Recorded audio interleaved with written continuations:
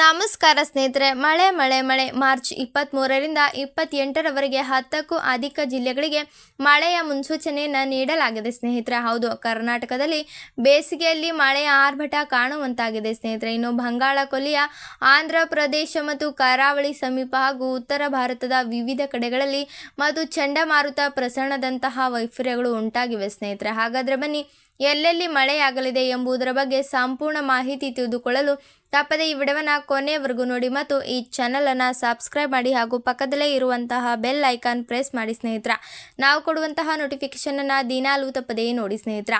ಇದರಿಂದ ರಾಜ್ಯದಲ್ಲಿ ಮಾರ್ಚ್ 23ರಿಂದ 28ರವರೆಗೆ ಸುಮಾರು 10ಕ್ಕೂ ಅಧಿಕ ಜಿಲ್ಲೆಗಳಲ್ಲಿ ಗುಡುಗು ಸಹಿತ ವ್ಯಾಪಕ ಮಳೆ ನಿರೀಕ್ಷೆ ಇದೆ ಸ್ನೇಹಿತರೆ. ಇನ್ನು ಕರಾವಳಿ ಜಿಲ್ಲೆಗಳಿಗೆ ಯೆಲ್ಲೋ ಅಲರ್ಟ್ ಘೋಷಣೆಯನ್ನು ಮಾಡಲಾಗಿದೆ ಸ್ನೇಹಿತರೆ. ಹೌದು, ಕರ್ನಾಟಕ ಕರಾವಳಿ ಜಿಲ್ಲೆಗಳಾದ ಉಡುಪಿ ಮತ್ತು ಉತ್ತರ ಕನ್ನಡ ಹಾಗೂ ದಕ್ಷಿಣ ಕನ್ನಡ ಭಾಗಗಳಲ್ಲಿ ಮಾರ್ಚ್ 23ರಿಂದ 2 ದಿನ ವಿಪರೀತ ಒಣ ಹವೆ ಗರಿಷ್ಠ ತಾಪಮಾನದಲ್ಲಿ ಏರಿಕೆ ಕಂಡುಬರಲಿದೆ ಸ್ನೇಹಿತರೆ. ಇನ್ನು ಉಷ್ಣ ಅಲೆಯ ಪ್ರಯುಕ್ತ ಹವಾಮಾನ ಇಲಾಖೆ ಯೆಲ್ಲೋ ಅಲರ್ಟ್ ಘೋಷಣೆಯನ್ನು ಮಾಡಲಾಗಿದೆ ಸ್ನೇಹಿತರೆ. ಇನ್ನು ನಂತರ ಮಾರ್ಚ್ 28ರವರೆಗೆ ಇದೇ ಕರಾವಳಿ ಭಾಗದಲ್ಲಿ ಗುಡುಗು ಮಿಂಚು ಸಹಿತ ಹಗುರದಿಂದ ಸಾಧಾರಣ ಮಳೆ ನಿರೀಕ್ಷೆ ಇದೆ ಸ್ನೇಹಿತರೆ. ಆ ಗಾಳಿಯ ವೇಗ ಪ್ರತಿ ಗಂಟೆಗೆ ಸುಮಾರು 40ರಿಂದ 50 ಕಿಲೋಮೀಟರ್ ವೇಗದಲ್ಲಿರುತ್ತದೆ ಎಂದು ಹವಾಮಾನ ಇಲಾಖೆ ತಜ್ಞರು ಸೂಚನೆಯನ್ನು ವರದಿ ಪ್ರಕಾರ ನೀಡಲಾಗಿದೆ ಸ್ನೇಹಿತರೆ. ಇನ್ನು ಮುಂದಿನ 48 ಗಂಟೆ ರಾಜ್ಯದ ವಾತಾವರಣದಲ್ಲಿ ಯಾವುದೇ ಬದಲಾವಣೆ ಆಗುವುದಿಲ್ಲ. ಕರಾವಳಿ ಬಿಟ್ಟರೆ ಒಳನಾಡು ಜಿಲ್ಲೆಗಳಲ್ಲಿ ಗರಿಷ್ಠ ತಾಪಮಾನದಲ್ಲಿ ಗಂಭೀರ ಸ್ವರೂಪದ ಬದಲಾವಣೆ ಇಲ್ಲ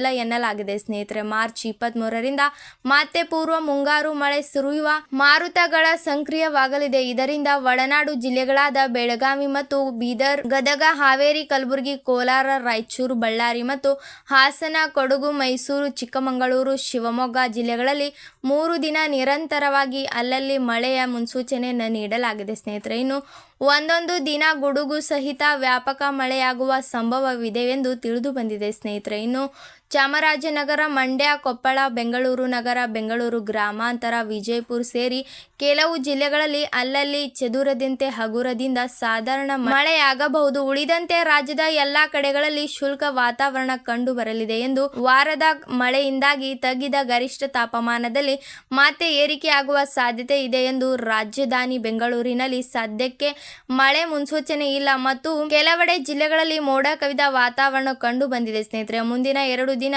ಇದೇ ರೀತಿಯ ವಾತಾವರಣ ಕಂಡು ಬರಲಿದೆ ಎಂದು ತಿಳಿದು ಬಂದಿದೆ ಸ್ನೇಹಿತರೆ. ಇನ್ನು ಗರಿಷ್ಠ 32 ಡಿಗ್ರಿ ಸೆಲ್ಸಿಯಸ್ನ 20 ಡಿಗ್ರಿ ಸೆಲ್ಸಿಯಸ್ ತಾಪಮಾನ ಕಂಡು ಬರಲಿದೆ ಎಂದು ಪೂರ್ಣ ಮಾಹಿತಿ ತಿಳಿದು ಬಂದಿದೆ ಸ್ನೇಹಿತರೆ.